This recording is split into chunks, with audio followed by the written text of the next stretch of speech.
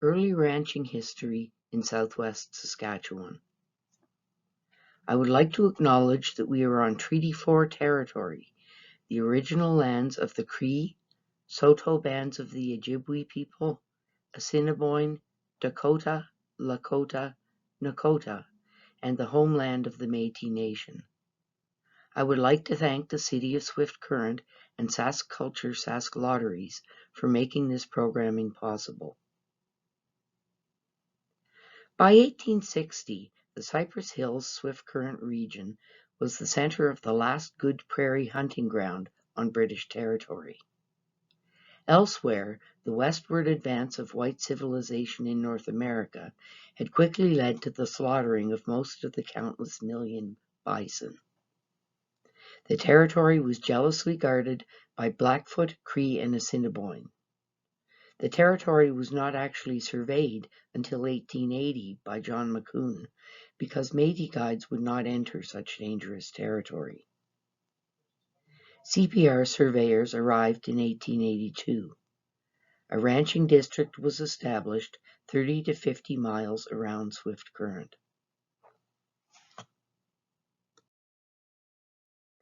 In 1884, Sir John Pepys Lister Kay arrived and purchased land at Balgonie, east of Regina.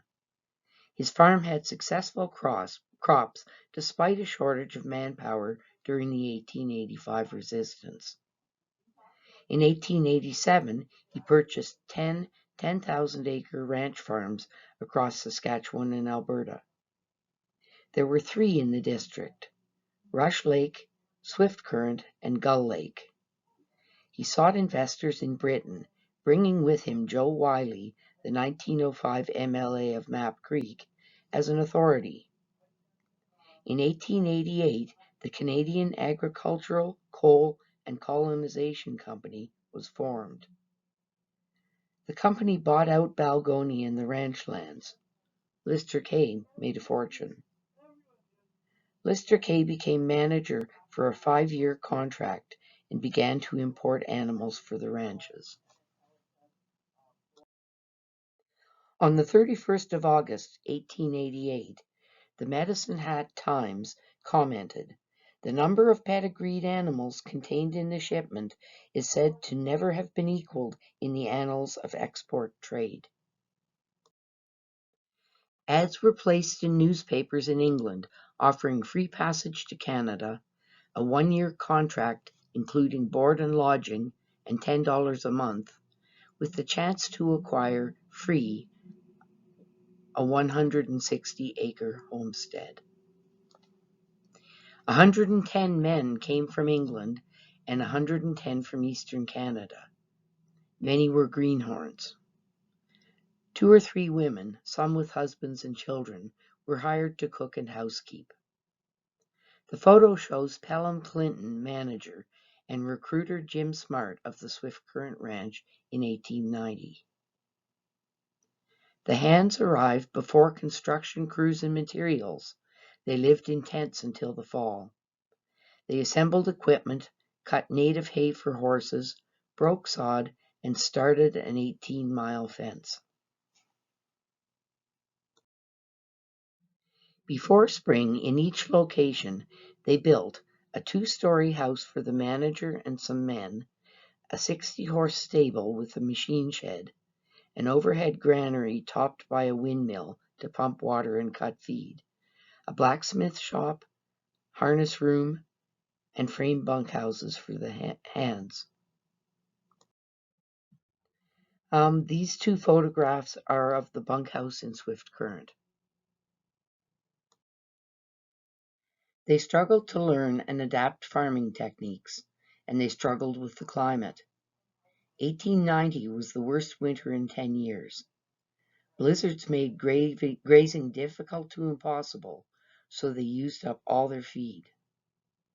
Lister Kay ordered the slaughter of 800 cattle and let them freeze before shipping them east.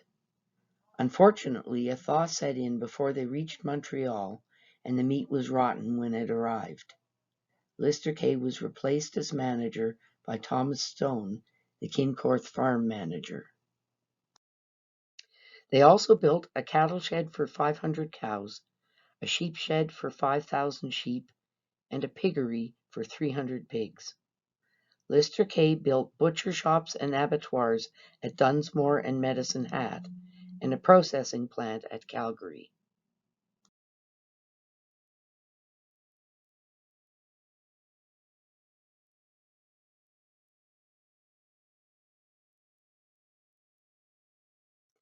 This photo shows the hay camp cook at the 76 Ranch.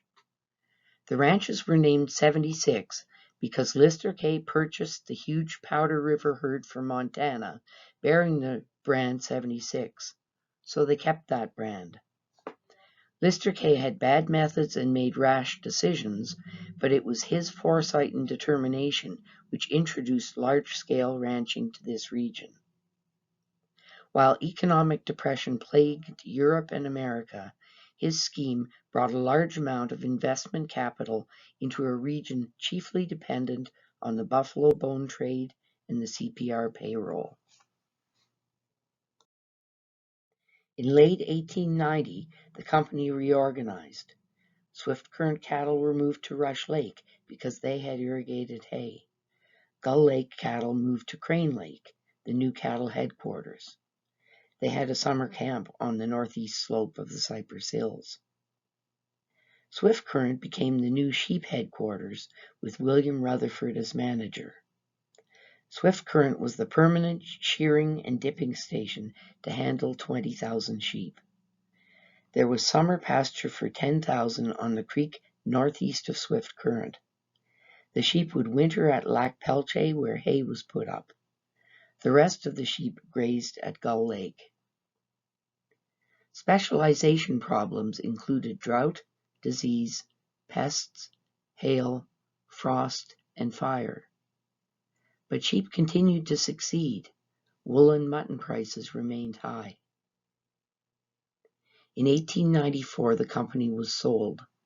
They formed a new company with most of the same shareholders and renamed it the Canadian Land and Ranch Company Limited.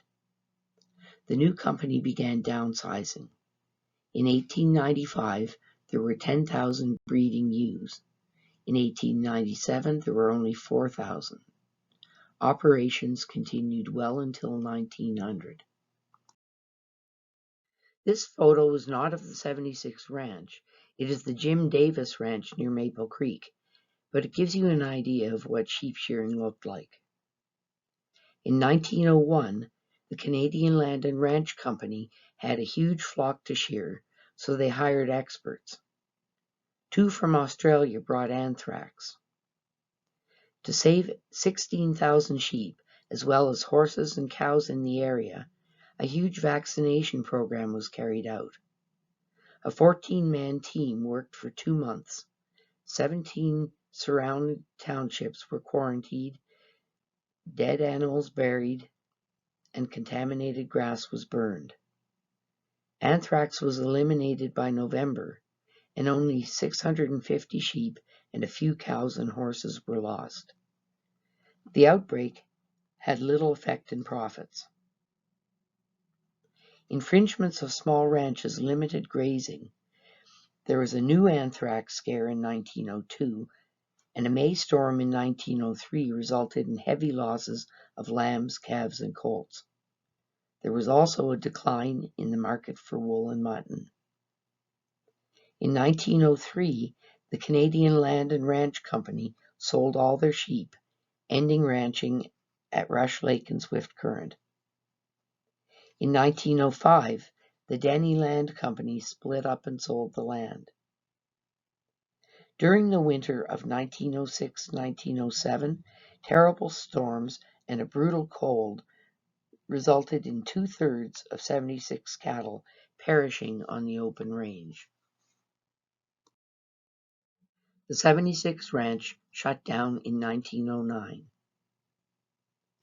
Homesteaders who filed locally from 1885 to 1902 were successful in raising livestock. These small ranchers did seed a few acres to meet the homestead requirements and to provide fodder. They did not grow grain for sale. Many who had businesses or jobs in the districts, established ranching operations as a sideline. The earliest of the smaller-scale ranches was established in 1886 by brothers Alex and Sam Curry, pioneer storekeepers. They leased 11,000 acres of Dominion land and 5,120 acres of CPR land bordering the river at Saskatchewan Landing in 1886. They likely began raising livestock near Swift Current as early as 1885. Charles Reed, who had owned a general store in Swift Current, developed a ranch in 1886 where the North Fork of the Swift Current Creek flows out of the Cypress Hills. You can see the Charles Reed store on the left in this photo. This is the interior of Charles Reed's store. In 1886, CPR agent Alfred Fenton planted trees and had a hired man to care for his cattle. Since he had a steady income from employment, Fenton was able to increase his herd to 100 cattle and a few horses by 1890. In the early 1890s, H.Y. Jones and James Smart and ex-Mountie William Milburn began ranching operations. This is a gathering at the Smart Ranch. And this is a photograph of Mr. and Mrs. Smart. The Northwest Mounted Police report for 1899 on the Swift Current Maple Creek regions reflects the joy felt by the pioneer settlers. The district is in a most prosperous condition, and the livestock industry, in which almost the entire population may be said to be engaged to a greater or lesser extent, is bringing large sums of money into the country. I doubt very much whether there is in the whole of Canada a district where all the residents are in such easy circumstances as they are here. The growth of the local ranching industry, apart from the 76 ranches, was slow until the mid-1890s, when it suddenly accelerated, then subsided, only to boom again between 1900 and 1905, when it reached its climax and quickly began to decline. The 1906 Henderson's Directory listed W. Alexander, G. W. Bilbro, Antoine Fayant, A. McIntosh, Daniel McLaughlin, the McNee brothers, William McTaggart, John Oman, Charles Reed, and George Webster as ranchers. Some had other business interests in town. Cowboys were tough and rugged like their American counterparts. The welfare of cattle was paramount. Range cattle were essentially wild. They saw no people in between roundups. The cowboys in this photo are Donald Gunn and Pat Trottier, Métis ranchers. The photo was taken in 1900. Cowboys wore handkerchiefs for dust protection. They wore leather cuffs to prevent lasso rope burn, which could cut to the bone. They wore hats for sun, wind, and rain protection. They were also useful for fanning a fire and watering a horse. High-heeled boots kept feet from slipping through the stirrups when a horse was bucking. Cowboys carried a bullwhip to keep unruly cattle in check. Good horse gear included saddles, bridles, and so on. Their skills date back to the Spanish colonists in the 1500s. A camp crew included 10 to 12 cowboys, a cook, a foreman, and a wrangler. Groceries included flour, dried beans and apples, tea, baking powder, salt and pepper, and bacon. Cowboys worked odd jobs in the winter. Cowboys came in from the regional ranches to have a drink in these two bars. The Matador Land and Cattle Company started in Texas in 1879. By 1890, they were running 70,000 head of cattle and were looking for more land. Manager Murdo Mackenzie liked the South Saskatchewan River area, so he leased 130,000 acres. Headquarters was located 7 miles downriver from Saskatchewan Landing. In 1905, they shipped 2,000 steers from Texas in 55 rail cars. They unloaded the cattle at Waldeck and trailed them to the leased land. Their 21-year lease expired in 1925. Most of the land was open for homesteads, and some was kept as community pasture. There was considerable animosity towards the homesteaders who were claiming land that had previously been leased to ranches, as is demonstrated in the will of a Matador ranch cowboy. This is the last will and testament of me, James Barnett Henson, of the ranch of the Matador Land and Cattle Company in the Postal District of Saskatchewan Landing and Province of Saskatchewan, made this 28th day of September in the year of our Lord 1919.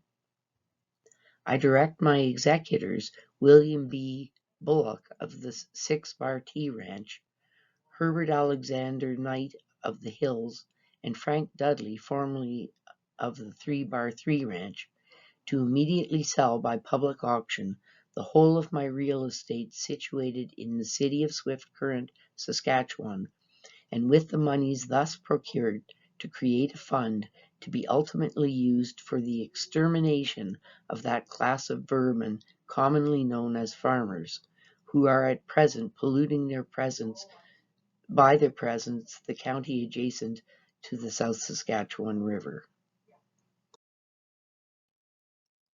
On the first day of roundup, the cowboy gets up at dawn and is usually greeted by some of the best perks associated with this line of work: the smell of sourdough hotcakes and freshly brewed coffee. After or during breakfast, the roundup boss usually gives his orders for the day, and soon the cowboys are spreading out to comb the range. The cowboy will ride 50 to 70 miles and change horses twice, possibly 3 times. After gathering the cattle, he leads them to water and then lets them graze until dark. Night herding is another critical job because it helps to keep the cattle from straying. Different horses are often used for different jobs. A stampede is the greatest risk during roundup. A remuda is a herd of horses that have been saddle broken, from which ranch hands choose their mounts for the day. The horses, often trained for a specific job, are used by different cowboys. Most cowboys use several different horses in the course of a day. The horses pictured here are from the 76 Ranch. Horses were not raised in great numbers until the Boer War. Ranchers adjusted their herds to meet demand. These are horses along the South Saskatchewan River. Another large ranch in the region was the Turkey Track Ranch. In 1902, the Cresswell Cattle Company leased large sections of land in southern Saskatchewan. 8,000 yearlings and 2-year-old steers were bought in Manitoba and shipped west. 25,000 cattle and 600 horses were sent from Texas to Montana and trailed north. Many riders and ranch hands accompanied the cattle. Ranch manager Tony Day filed for a homestead, which became the home ranch. Young stock was often brought from the U.S., fattened on the range, and sold to buyers in Winnipeg. The ranch suffered huge losses in the terrible winter of 1906-07. The ranch sold out in 1909. Some land was sold to Robert Cruikshank and John Simpson, who continued to run horses. The ranch was sold to Percy Ostrander in 1917. Today, the same family operates a mixed farm using the Turkey Track name and brand. Branding has been around since ancient Egypt and Greece. Brands were originally fire-heated, but now electric brands are available. Brands are needed for trailing and for cattle on the open range. They are harder to see in winter when the animal's hair is long. Dyes have been tried as a way to avoid branding, but branding remains the best, most efficient method of marking cattle. The Cheeseman Ranch was formed in 1883 when three brothers, along with three Pollock brothers, drove 100 horses from Narada to a location 12 miles southeast of Maple Creek. They ranched for 36 years, selling to John Leslie in 1919.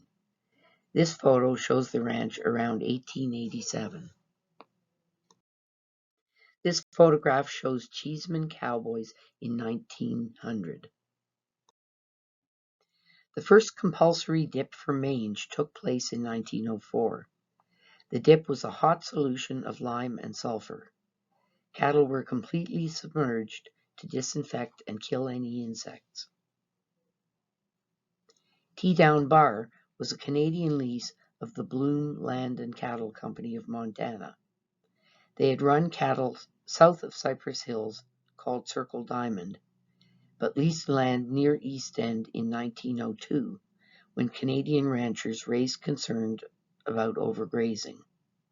They scaled back operations, but kept horses until 1920. From 1899 to 1905, ranching was very prosperous in southwest Saskatchewan.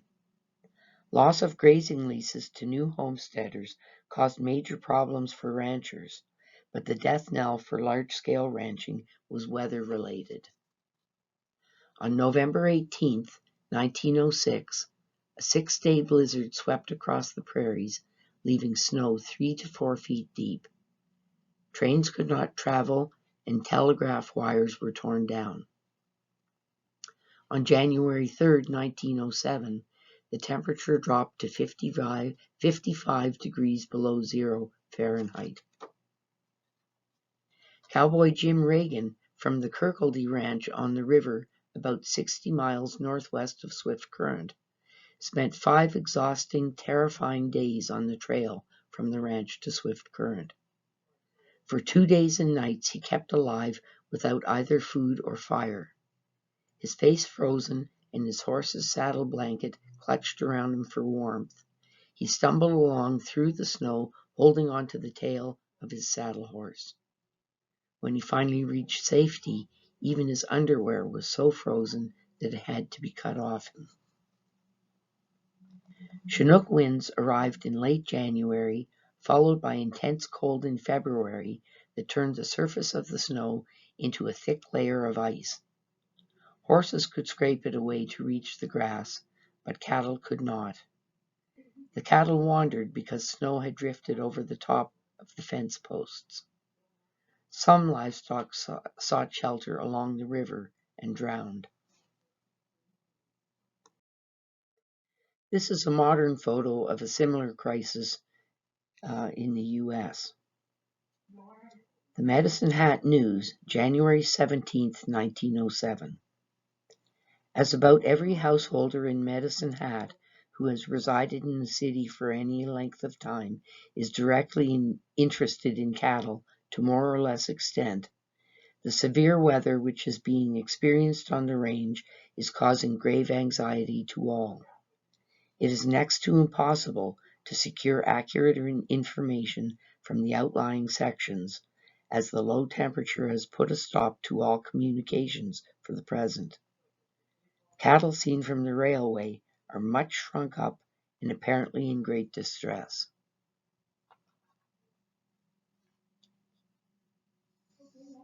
Lethbridge, Alberta, January 16th. 2 days of fine weather, followed by one of the worst storms of winter.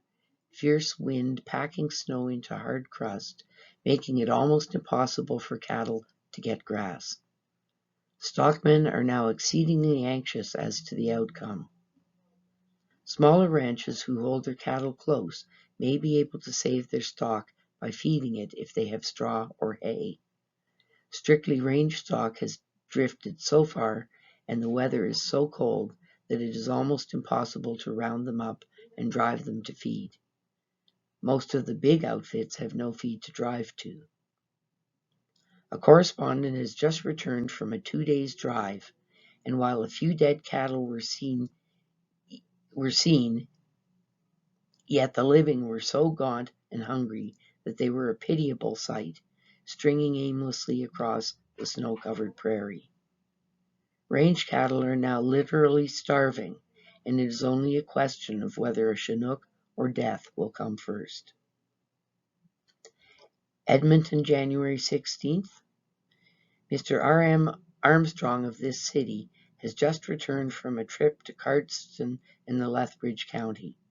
Mr. Armstrong states that it was a terrible sight to see the number of cattle lying dead in the prairie in groups of 150 or so. There was a brief mild spell around March 20th, but more storms followed. Many weakened livestock and newborn calves and colts were lost. The enormous 76 cattle operation was struck a mortal blow by the terrible winter of 1906-07, when almost 2/3 of their huge cattle herd perished on the open range. The Turkey Track Ranch lost about 12,000 cattle. Large ranches who could not provide feed for their livestock suffered the heaviest losses, in some cases as high as 70%. Stockers had often been purchased with borrowed money, so the loss of the cattle was financially crippling. Beef prices dropped as thousands of poor quality cattle were dumped upon the market. The V Ranch did well on the edges of the Great Sandhills with longhorn cattle, but lost 60% that winter. The land holdings were sold by 1909.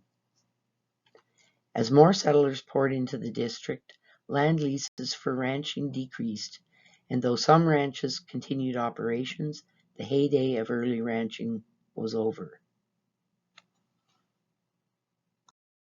Some other ranches include the Wooden Anderson Ranch near Fort Walsh, 1911. The Z-Bar X Ranch near East End, early 20th century. And the Yankee Ranch, this photo is from 1933. Because the land and climate are suitable, ranching has continued to the present day, both as ranching operations and mixed farms. The animosity towards farmers seems to have cooled, as is demonstrated by this photo of a farmers and ranchers banquet. 4-H clubs pass on the passion for raising cattle.